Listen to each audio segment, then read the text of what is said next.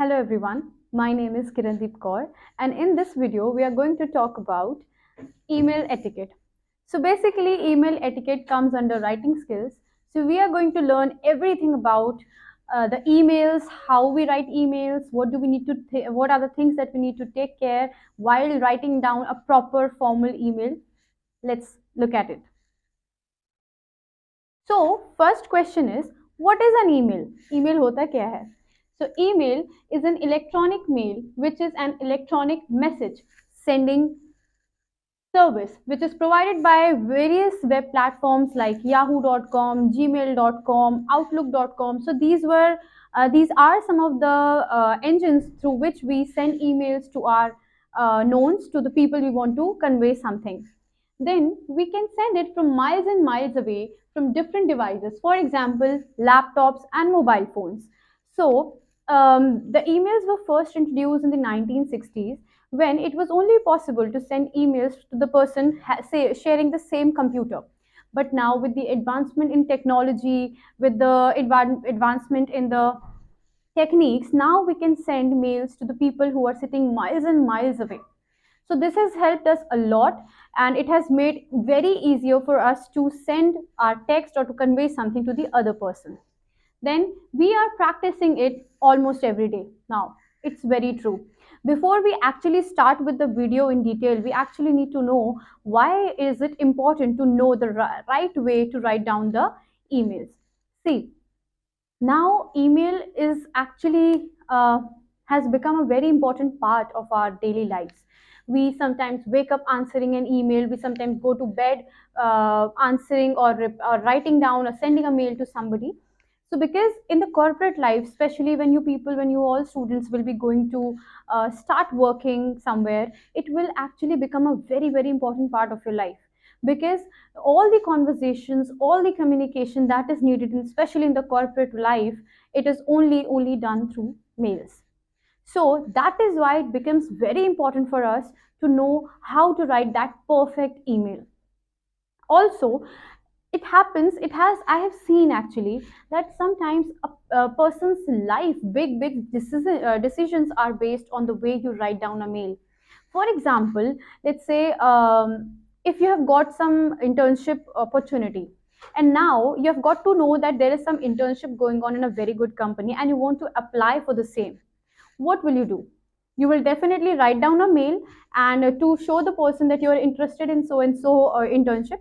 So for that also, it is very important that if you are able to write the perfect email, keeping in mind all the important points, only then the person will be able to understand that okay, you know how to communicate professionally, and will also convey that how well you know a certain language, which is obviously English. And that will actually give you those brownie points above the other people to get selected for that particular internship. So that is why it has become very important part of our life now, and that is why it's important for us to know how to write that perfect email. Now this is a skill that we need to perfect, to become an excellent email writer. So this is like a skill now that you need to perfect to become a good email writer. Now, as we discussed just now, what is the importance of writing a perfect email? Why is it important for us to know that what is the email etiquette? Why do we need to know that? So we need to implement etiquette rules for these reasons. Why do we need these rules? See, for professionalism.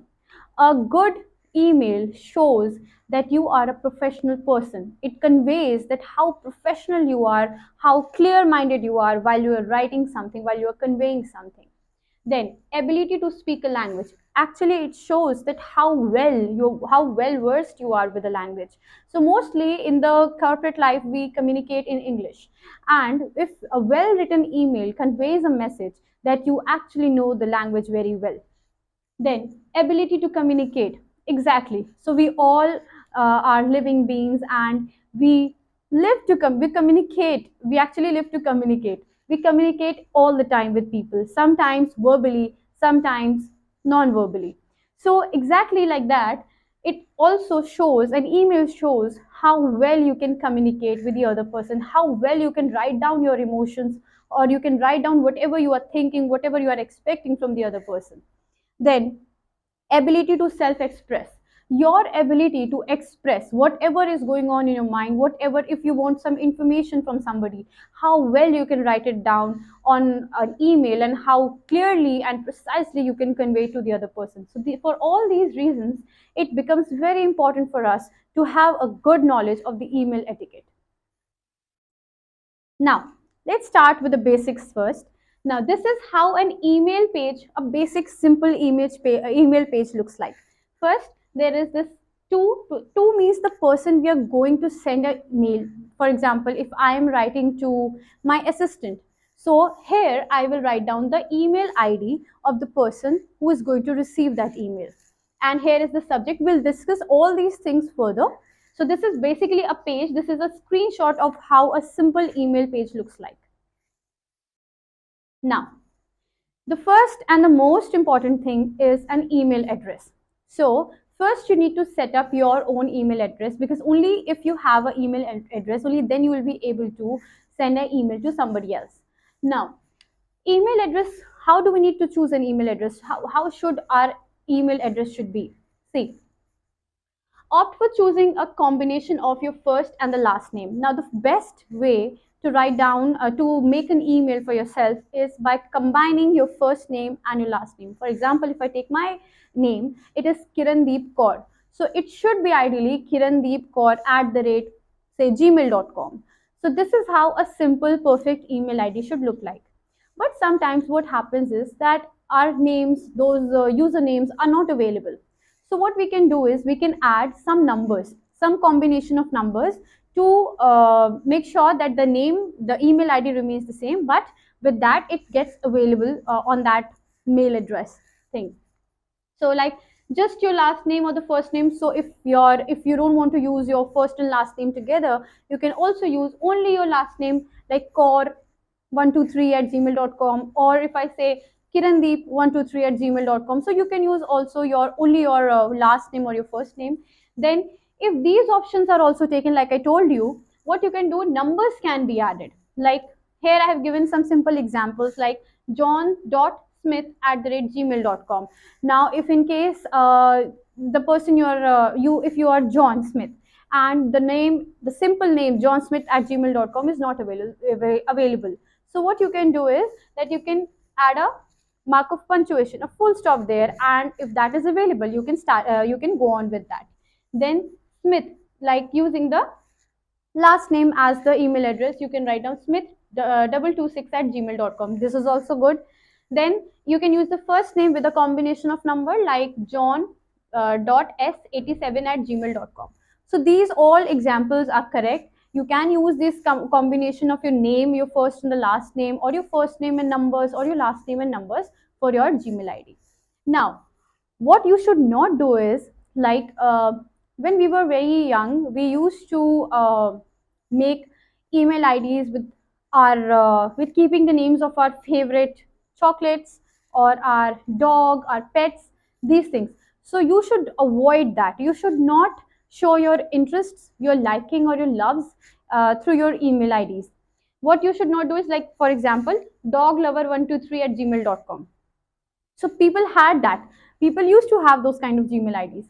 But you should not use this for professional purposes. Maybe you can use this for sending an email to your friend or to your loved one, that's fine.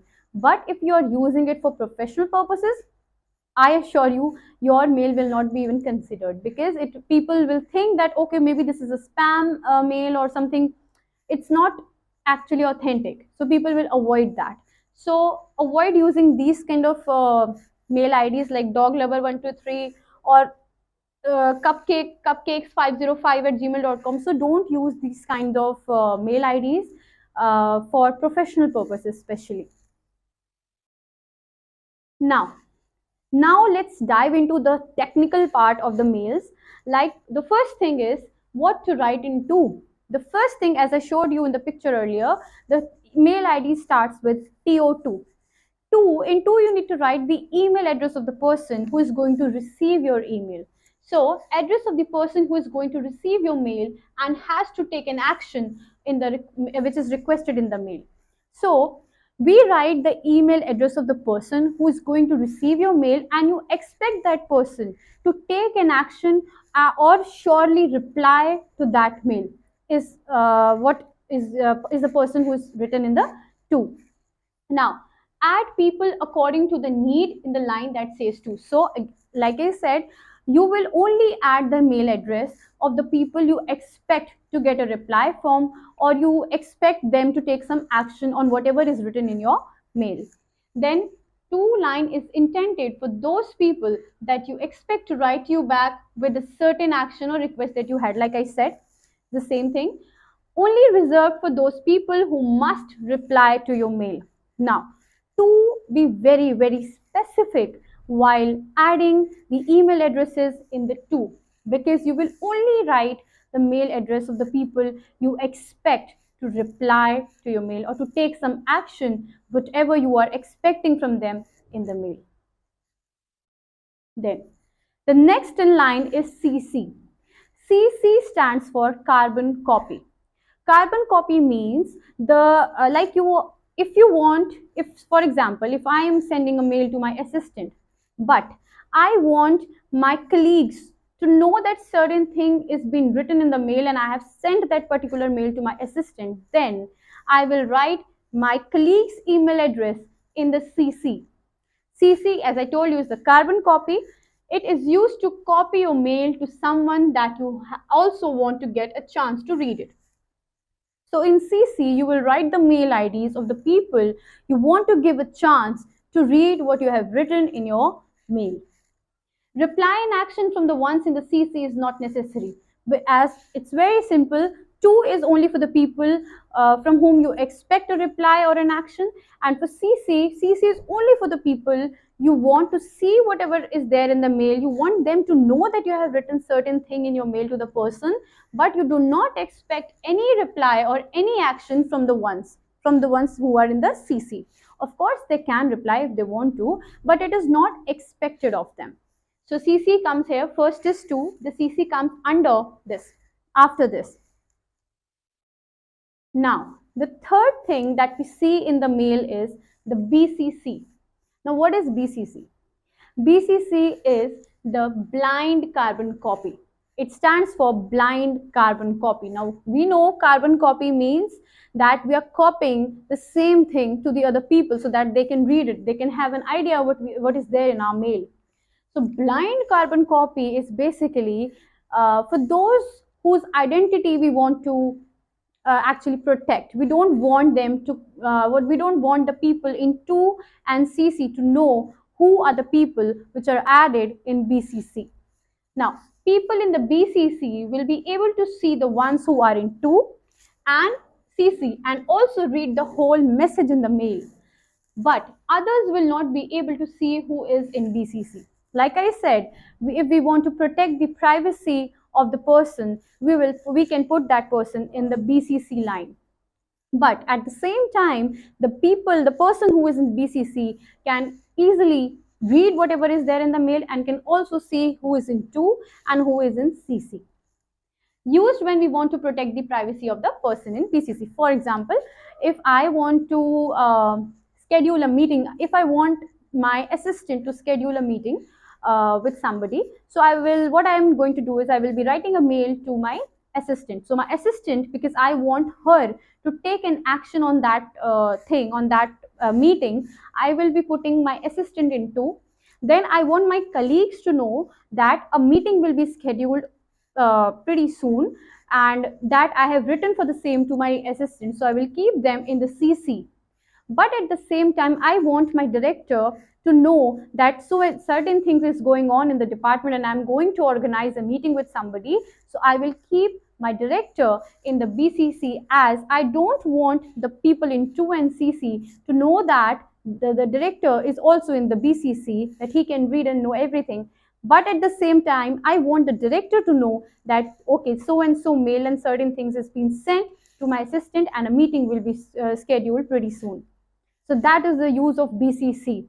So use BCC very carefully and when it is very important. So like here in this example, 2 people are being added in the BCC line. Now, subject line. Subject is very, very important. It is actually one of the most important part of a mail. Now, what is subject line? It is basically a summary of your email. So whatever you're going to write in the mail, the summary of it is written in the subject line.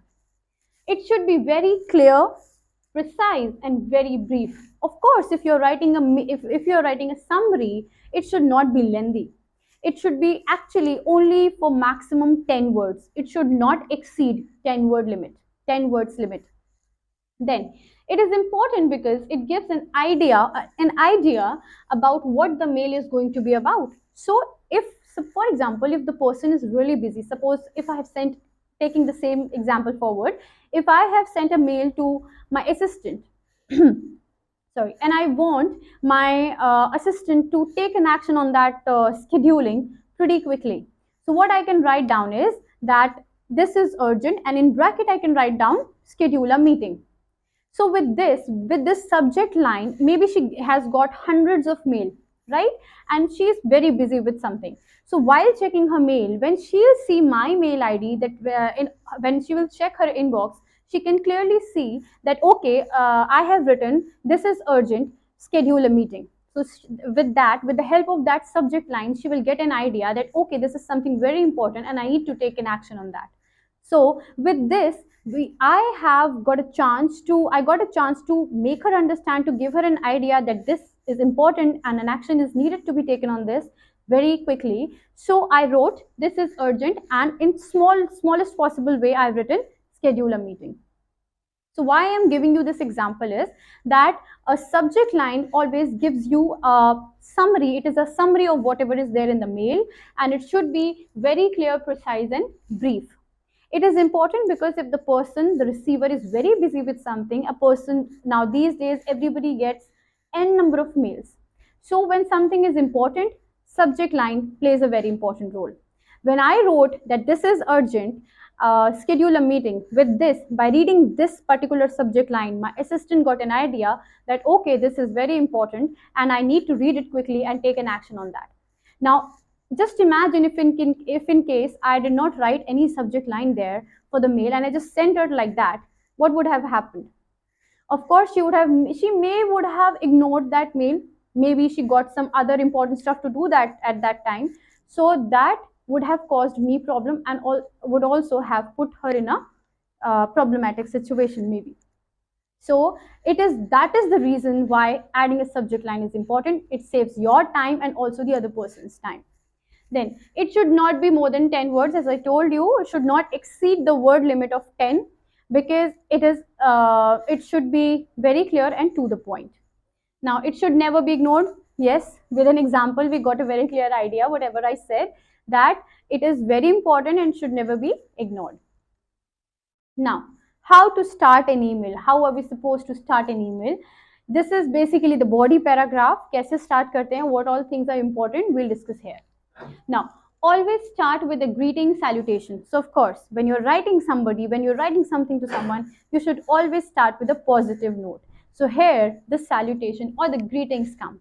Now, for if you're writing a formal mail, you should always start with dear sir, dear ma'am, or if you are connecting, if you're writing a mail to a colleague of yours, then maybe you can take their name, their full name, their first and the last name, or only their first name or their last name, but prefer saying dear sir and madam.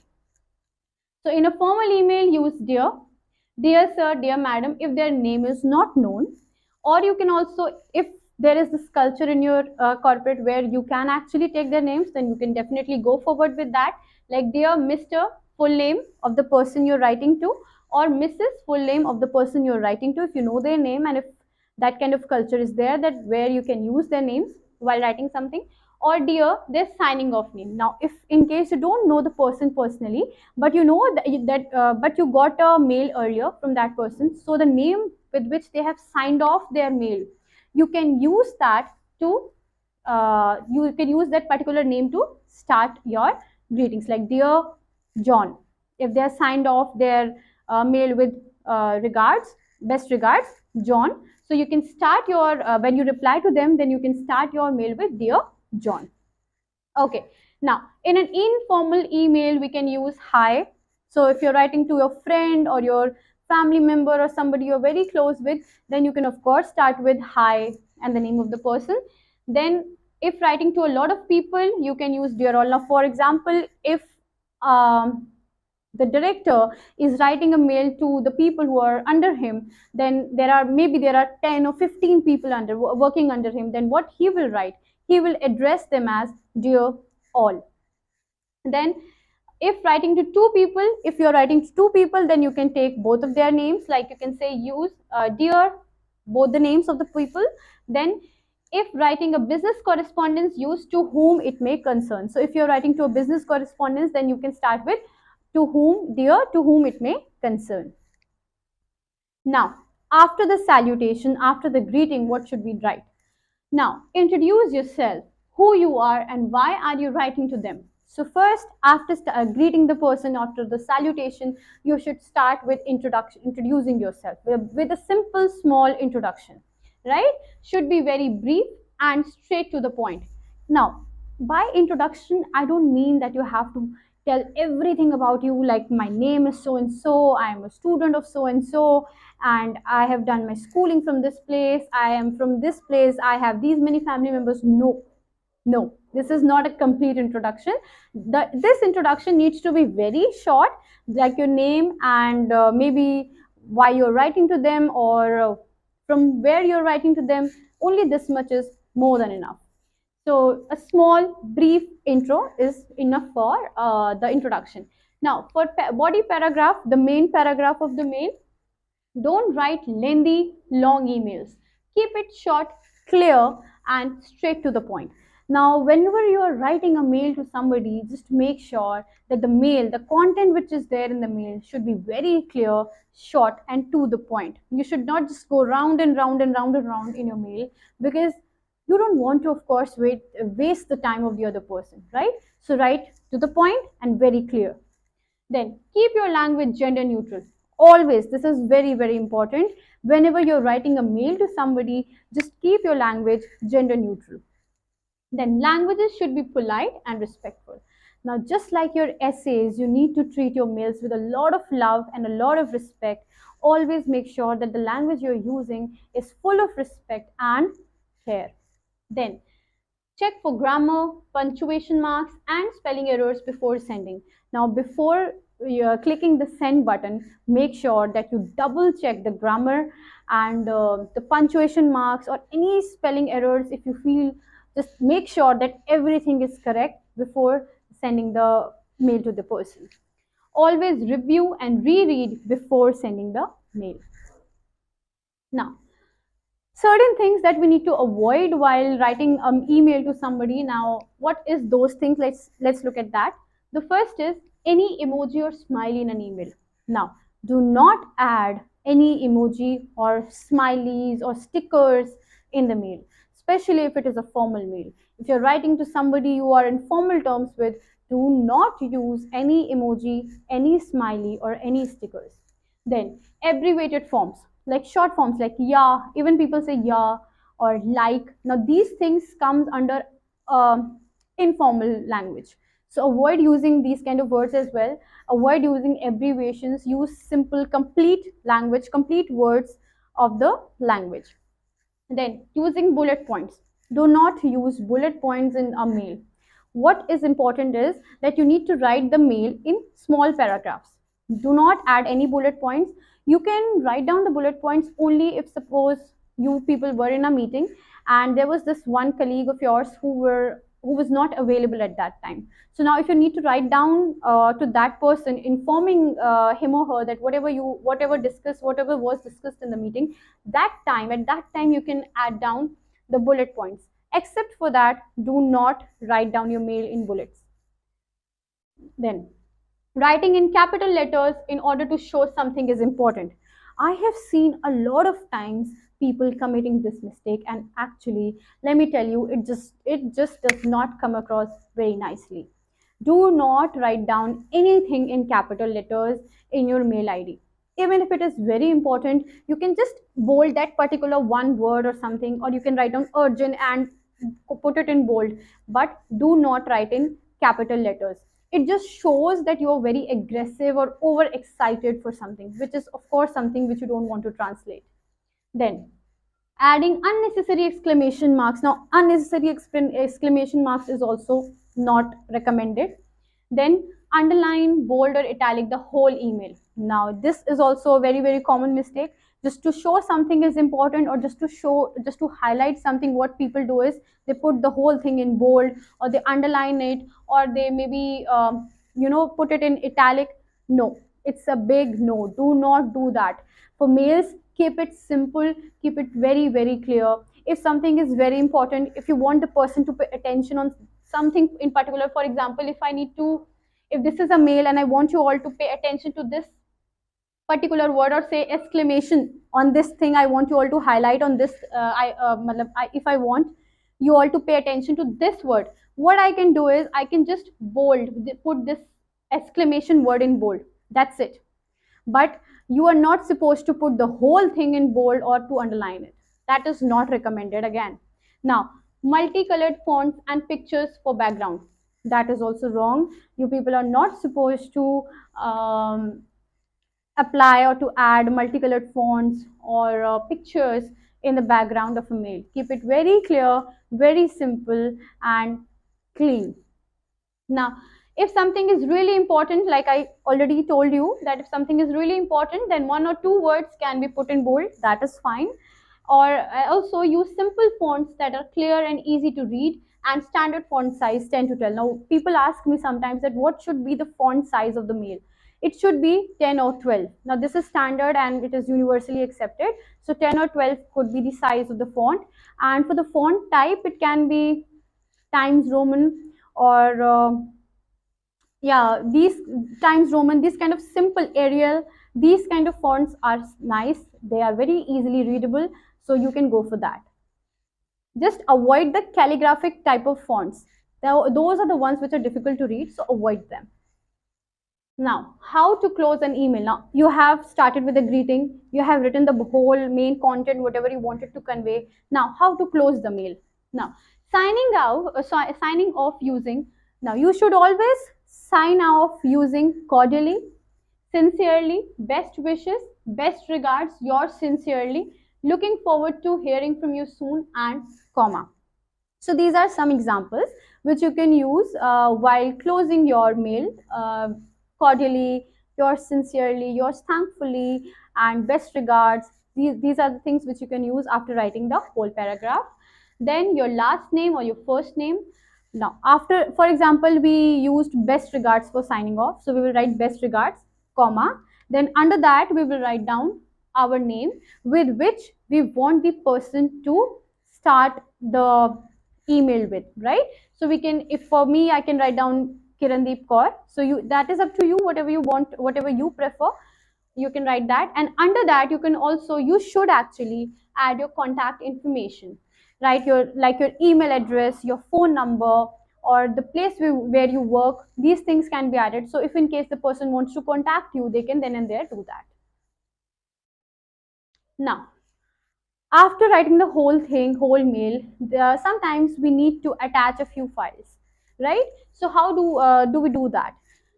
Always ask the receiver for permission to send him or her some files. For example, if you're writing a mail to somebody who's new, you don't know that person, he or she is a stranger. So when you write an email to somebody, I would recommend you all to just ask that person first before sending them a mail.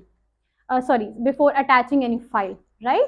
But if you know them, if you are familiar with them, or if you know that you have that kind of authority that where you can attach pictures, attach files when needed, then you can definitely do it right away. If sending a large format file, do convert them into smaller size to zip it. Now, it shows that you're mindful of the other person's storage space, right? So before sending a file, if it is of very large size, you should definitely convert it into smaller size and zip it by zipping it and then send it. Then try to convert the file into PDF to avoid any compatibility issues. For example, if you're sending only one file, if there is only one file to be sent, then you can definitely convert it into PDF and then send to the person. Now if you are the receiver, now if you are that on the other side of the mail, which means you are the receiver of the mail, now how should we reply? What should we do? Let's look at that. Respond promptly with a clear and concise reply. See, whenever you are the replier or the receiver of the mail, just make sure that your reply is also full of respect and clear and concise. It should not confuse the sender.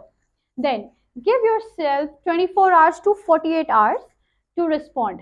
If more time is needed, if you need more time, suppose you need 3 days or 4 days or a week's time to reply or to take an action on that particular mail, you should definitely let the person know that you have, thank you, I have received the email and will definitely get back to you as soon as possible.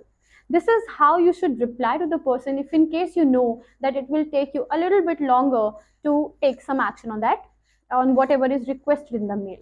See, like I have also written here, like, thank you, received your email, will get back to you as soon as I can. Now this will let the sender know that okay, you have got the mail and maybe you're busy at the moment, but you will definitely look into it and give a reply whenever it is possible for you, right? Then don't instinctively click reply all button for every email. So for example, it happens when you're working somebody somewhere, or when you are working on a project with somebody, maybe you're in college, maybe you're working somewhere, there are a lot of people involved, right? So for example, if you have got a mail from somebody and there are a lot of other people as well in the CC maybe, and then you need to reply something. So before clicking the reply all button, do make sure, do you want that mail to be read by everybody or only to the person who has sent it? So check that before hitting the reply all button. Then consider the subject and then decide who needs to read your reply. Exactly like I said, just read the subject properly and understand what is being asked there from you, what is being expected from you, and only and after understanding that, reply to the person who needs to actually get an answer on that. Now, let's look at an example. So, a perfectly drafted emails look like something like this. So, this is an email template for scheduling an interview. Here, the subject line is invitation to interview, company's name, or interview with company name for the job position, right? Then, after it is written hi or dear, I would prefer using dear candidate name, as we are not familiar with the candidate yet. Then thank you for applying to. Now first, as somebody has applied to the job position, we should actually thank them, right? So we should show some courtesy, so we will start with that, like, thank you for applying to company name.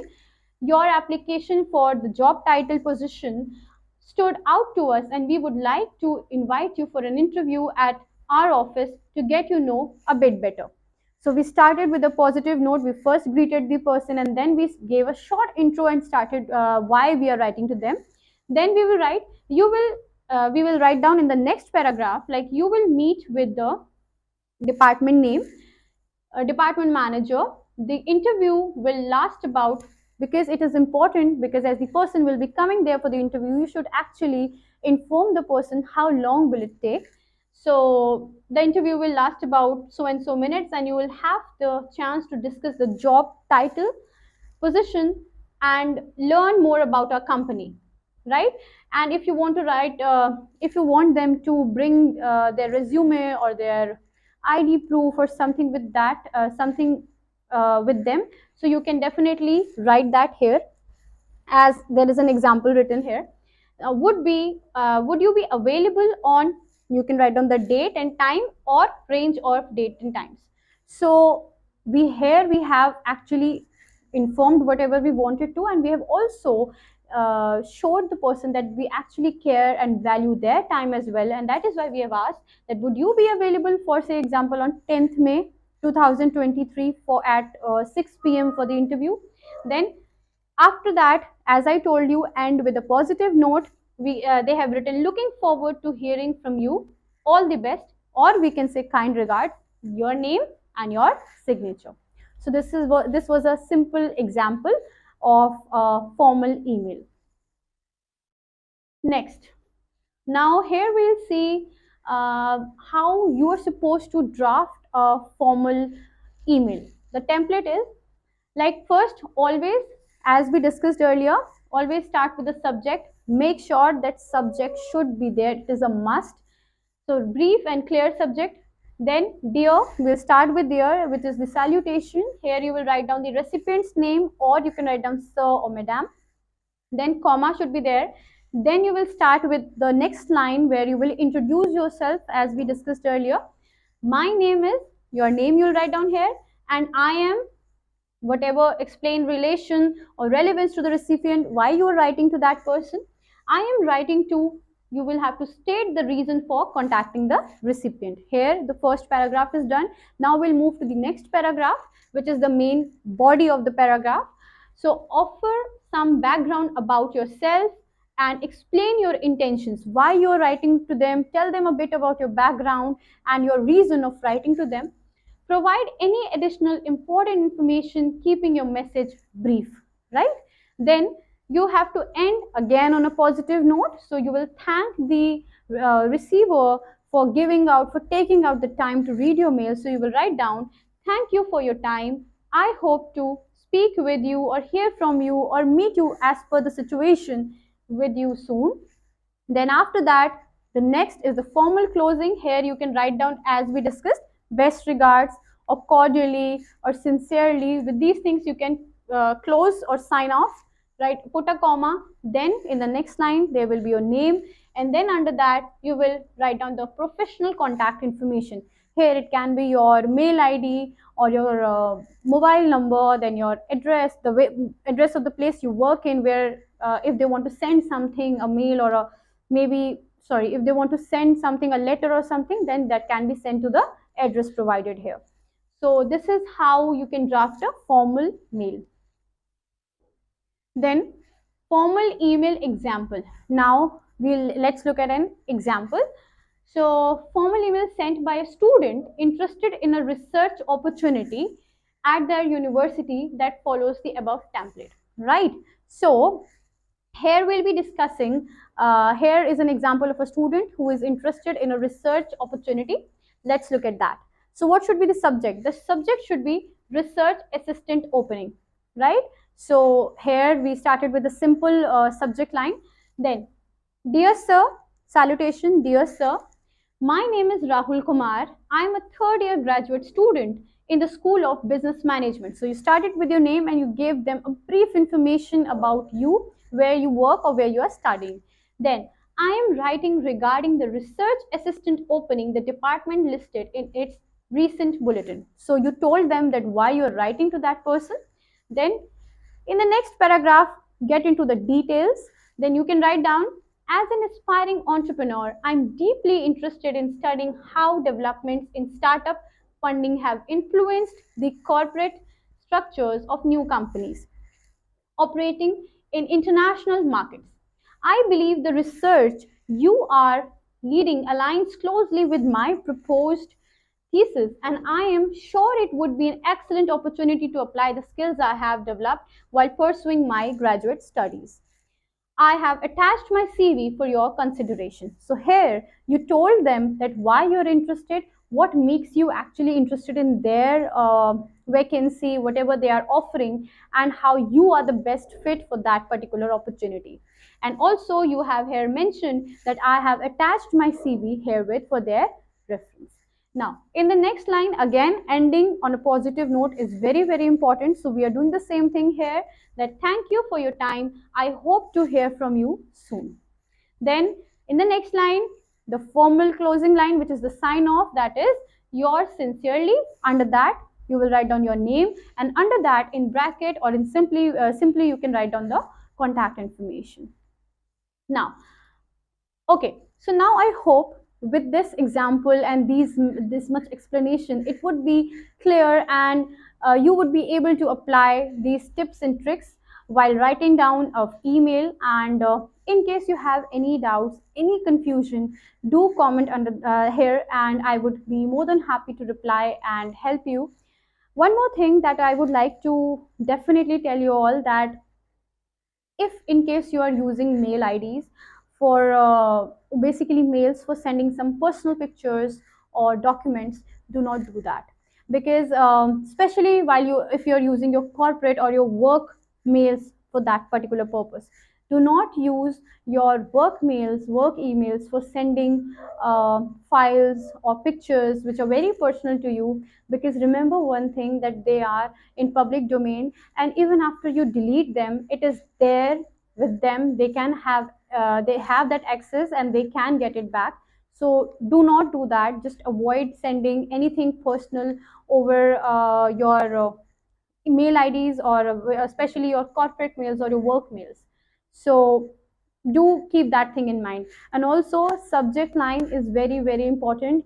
Even if you are in hurry, do not ignore that. Ignore that. Make sure that you write down a short, clear, and precise subject line before sending a mail. Now, I hope all these tips and tricks were helpful for you, and you will actually apply these while writing an email. And if in case you have any doubt, do comment down below, and I will be more than happy to reply to you and help you. Thank you.